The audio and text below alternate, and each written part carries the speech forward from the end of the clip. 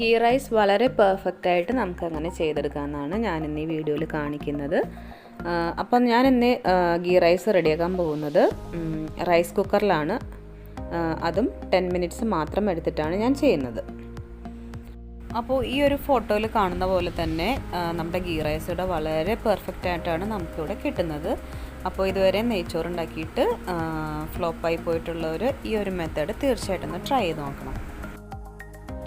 അരി നമുക്കൊന്ന് അളന്നെടുക്കാം. അപ്പോൾ ഇതിവിടെ 1 kg റൈസ് ഉണ്ട്, അതായത് ജീരകശാല റൈസാണ്. നമുക്ക് ചെറിയ അരി ഏത് വേണമെങ്കിലും എടുക്കാം. അരി ഞാനിവിടെ അളന്നിരിക്കുന്നത് 250 ml ഒരു കപ്പിലാണ്. അതിലൊരു 4.5 കപ്പ് അരി ഉണ്ടായിരുന്നു. അപ്പോൾ ഞാൻ അതിൻ്റെ ഇരട്ടി വെള്ളമാണ് ഒഴിച്ചു കൊടുക്കുന്നത്. അരി എത്രയാണോ അതിൻ്റെ നേരെ ഡബിൾ വെള്ളം ഒഴിച്ചു കൊടുക്കുക. അതിനുശേഷം അതിൽ നിന്നും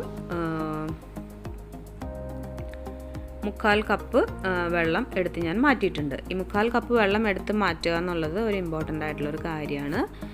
അപ്പോൾ നമ്മൾ ഈ ഇരട്ടി വെള്ളത്തിൽ തന്നെയാണ് കുക്ക് ചെയ്യുന്നതെന്നുണ്ടെങ്കിൽ നമ്മുടെ ചോറൊക്കെ റൈസൊക്കെ ഒട്ടിപ്പിടിച്ച് ഒത്തിരി അങ്ങ് കുക്കായി പോവും. അപ്പോൾ അതിന് വേണ്ടിയിട്ടാണ് നമ്മൾ ഇതിൽ നിന്നും ഒരു 1/4 കപ്പ് വെള്ളം എടുത്ത് മാറ്റുന്നത്. അപ്പോൾ നമ്മൾ അരിയുടെ നേരെ ഡബിൾ വെള്ളം ഒഴിച്ചതിന് ശേഷം അതിൽ നിന്ന് ഒരു 1/4 കപ്പോ ഇതുപോലെ ഗ്ലാസ്സിലാണെങ്കിൽ 1/4 ഗ്ലാസ് വെള്ളം എടുത്ത് മാറ്റുക. അതിനുശേഷം നമ്മളത് വെള്ളം ചൂടാക്കാനായിട്ട് വയ്ക്കുക.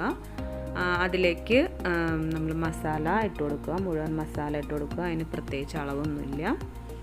പിന്നെ ഉപ്പ് ആവശ്യത്തിന് ഇട്ട് കൊടുക്കുക. അതിനുശേഷം ഞാനിവിടെ എടുത്തിരിക്കുന്നത് ഡാൽഡയാണ്. അപ്പോൾ ഡാൽഡ ഞാനിവിടെ ഒരു 2 ടീസ്പൂൺ ഡാൽഡയാണ് ഇട്ട് കൊടുത്തിട്ടുള്ളത്. അപ്പോൾ റൈസിന് നല്ലൊരു വൈറ്റിഷ് കളർ കിട്ടാൻ വേണ്ടിയിട്ടാണ് ഞാൻ ഡാൽഡ എടുത്തിരിക്കുന്നത്.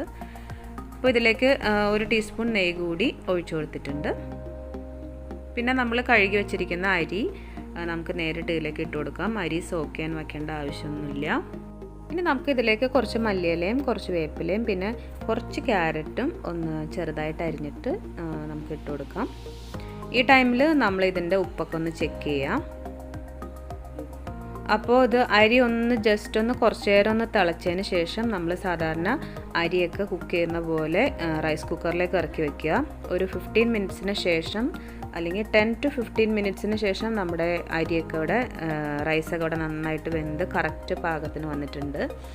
അപ്പോൾ നമ്മുടെ റൈസ് ഒന്നിനോട് ഒട്ടിപ്പിടിക്കാത്ത ഒരു കണ്ടീഷനിലാണ് നമുക്ക് റൈസ് കിട്ടിയിട്ടുള്ളത്.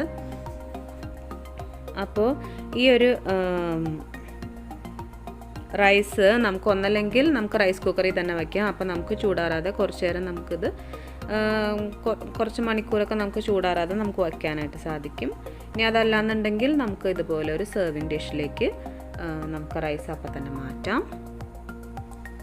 അപ്പോൾ ഇനി അതിന് ശേഷം നമുക്കിതുപോലെ നമുക്ക് കുറച്ച് സവാള വറുത്തിടാം, പിന്നെ കുറച്ച് കാഷ്നട്ട് മുന്തിരിയൊക്കെ വറുത്തിടാവുന്നതാണ്.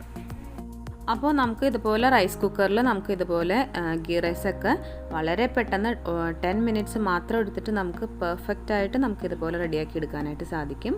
അപ്പോൾ ഈ വീഡിയോ എല്ലാവർക്കും യൂസ്ഫുൾ ആയിട്ടുണ്ടെന്നുണ്ടെങ്കിൽ തീർച്ചയായിട്ടും എല്ലാവരും ലൈക്ക് ബട്ടണിൽ ക്ലിക്ക് ചെയ്യാനായിട്ട് മറക്കരുത്. നെക്സ്റ്റ് വീഡിയോസിൻ്റെ നോട്ടിഫിക്കേഷന് വേണ്ടിയിട്ട് എല്ലാവരും ചാനലൊന്ന്